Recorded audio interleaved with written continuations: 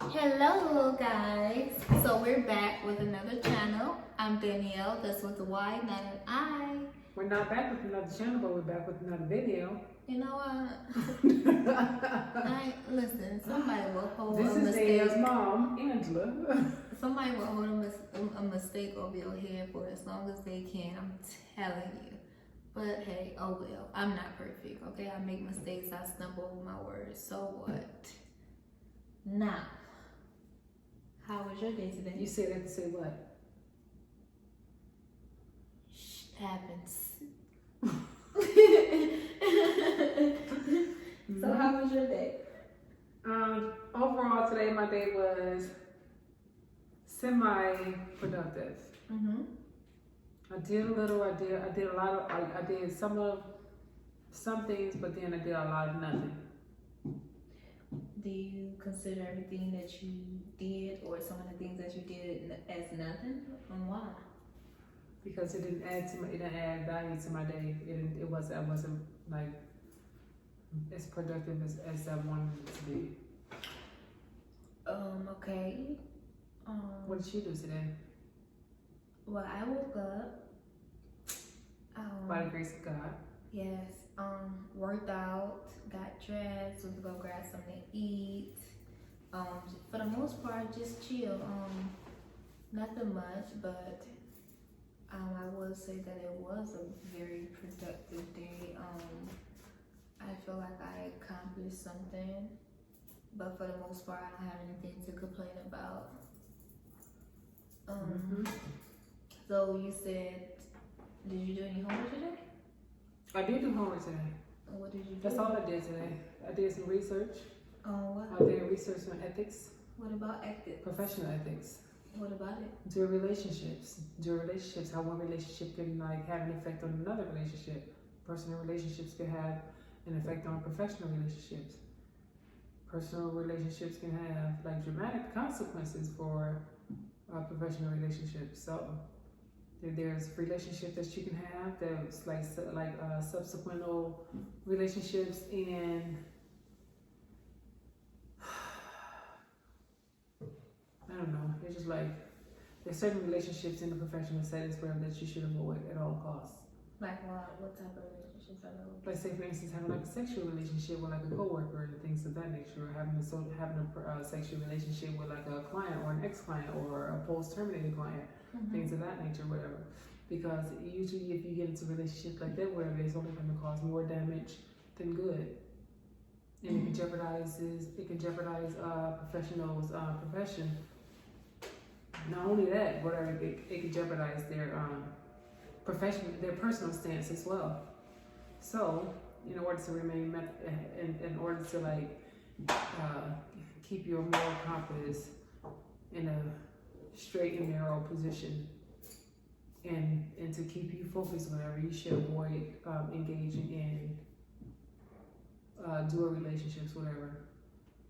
Especially like if you see like down the line, whatever, that it'll cause more harm. So like romantic relationships. It can be like a romantic relationships, whatever. So for instance, like if or like having like bringing family into your professional settings, whatever, that's very unethical, whatever, because it comes into, it brings in like a conflict of interest, or having a relationship, or bringing another person,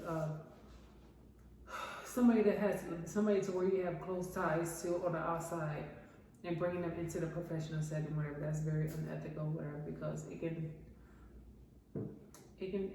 can shift things. And so, what you're telling me now is that some of the stuff you have worked on, right? Are those some of the topics that you had to discuss or write about, with you being in school and all? Topics as far as like ethics? Yeah. Well, ethics is going to be like the major focus for any profession. I mean, it's good. It's good to know and to get like the basis and the foundation of your professional settings, as far as like you being an expert in a certain area, whatever. When it all comes down and everything is said and done, when you deal with humans as clients or as participants in like research or subjects and stuff like that, whatever. You have to make sure that everything is tight knit. You have to have boundaries that cannot be crossed, boundaries that are restricted, whatever. It's like it even goes into like when you do have colleagues, whatever, so where it's like you see them engaging in like unethical behavior, whatever. It's your duty to report these individuals, whatever, that and not like sit back and watch this stuff happen. Because here it is, when you do stuff like that, whatever, you become a part of that. Mm-hmm. So it's just like trying to be like ethically erect, moral erect. Stand on like an ethical foundation. Mm-hmm. And be who you want to be, to maintain a certain reputation, to maintain a certain status and things of that nature. So, mm-hmm. So the situation wasn't supposed to be focused on Angela. It was supposed to be focused on Danyelle today, whatever. So here we are. We're gonna shift gears. Danyelle, here it is. Whatever we talked about the other in our last video, whatever. As far as you trying to be an entrepreneur, whatever. Give me a little background as far as like what are you doing and like what do you have to offer? How did Danyelle transform or transpire or aspire to be like an entrepreneur? So I would say that it stemmed from me a couple years ago starting my hairline. Of course I got discouraged and I slowed down and stopped doing it, but I never quit. So that came about because me, I'm into the beauty and health situation. So I always want to look my best. I always want to look appealing, regardless if it's for me or others. I feel like when your hair is done or when you looking nice or whatever, I feel like it boosts your confidence. It gives you confidence. And so because I have always kept myself up at a very young age and always kept my hair done, I felt like why not offer something to women who could also relate. So that's where the hair situation came in. A lot of people wasn't doing it at the time. And then I came across some good hair. I'm like, oh my God, like women would love this, because at that time I also was seeing a lot of women wearing traditional sew-ins or ponytails or whatever. So I said, why not offer this to my audience? So that is how it started. But like I said, of course, I got discouraged. So I am right now picking up where I left off. So right now I do offer hair. I offer a variety of textures. So I offer body wave, I offer straight, I offer deep wave, and I offer wet and curly. Just so that women will have a variety to choose from, because a lot of women love, to be able to choose from multiple textures. What about kinky curly? Kinky curly, at the moment that's not something that I offer, but in the near future, yes, I would love to offer that, to my audience. So kinky curly is like a more along the natural hairlines, whatever. It's where it's like, if for me, whatever, I would buy kinky hair or kinky curls over like the body waves or the bone straights and stuff like that, whatever, because it's like recently I went natural, whatever. So if I wanted to add like some clip-ins or it add some length to my hair, whatever, that'll be my go-to. Yeah. Instead of trying to like switch it up and to make a dramatic change, whatever, and go from this to a bone straight hair or like a body wave or a beach wave. Yeah, you still want to look natural. Yeah. Yeah, I'm also not right now, but I'm working on finding the best clip-ins, the best tape-in extensions, and the best eye clips hair as well, so that women are able to still wear their natural hair, but they can add clip-ins and length to their hair, which means they can either curl it or wear it straight or however they want, So that's something I do look forward to. That's something that I do want to do for women. But right now I have to start somewhere. So those are the textures that I am starting off with. For the most part, I would say I am still trying to get my brand up and going because, like I said, I started all the way over. What is the name of your brand? 5-Star Royalty Extensions. Yes. So that's your hair brand. Yes. So what about the other brands that you have to offer? So the other brand, so I have the Royalty Essentials All-in-One. So that is a luxury brand. So that is something that I want to create for all mankind, you know, just not just for women. So that's something that I am also focused on as well. Right now, for the most part, I have my unisex signature t-shirt that I have started off with. I know I do have a long way to go, but eventually I want to expand and make it a luxury brand. So a high-end brand, like how you see Gucci and Prada and Louis Vuitton and Gucci and things like that, whatever. I believe in my brand. I believe it will get there, and that's what I look forward to. So I do have a lot in store, you know, that I do want to share with my audience, but I first have to put in the work. So that is also something that I'm working on now. Yeah. So what kind of methods or what kind of techniques are you using to like put your brand out there for you to be heard for your brand to be seen?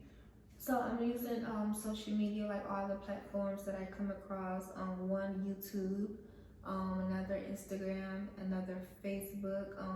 Eventually I'm going to start uploading my photos and videos to Pinterest and LinkedIn as well. Also getting out here and networking and being social with people in the same environment that I'm in. So, you know, if I choose to go out to eat or go to the mall, go for a walk or something, you know, everywhere I go, I need to introduce myself, let them know what I have to offer. The most a person can say is yes or no. And I have to take that chance because I have procrastinated for so long and I have waited so long trying to perfect something that would never be perfect. It really slowed me down. And I could have been so far along by now. But because I had procrastinated, I couldn't get nowhere. So now I have to do what I never done before. And that's put myself out there. That's put my brand out there. That's put my name out there, my face out there. You know, letting people see me. People have to constantly see you. You know what I'm saying? They have to believe in you. So I feel like me doing that, I believe in myself first. And I know that others will believe in me as well. Yeah. That's good. So in reference to like advertising your brands, whatever, do you like wear your own brand and stuff like that, whatever?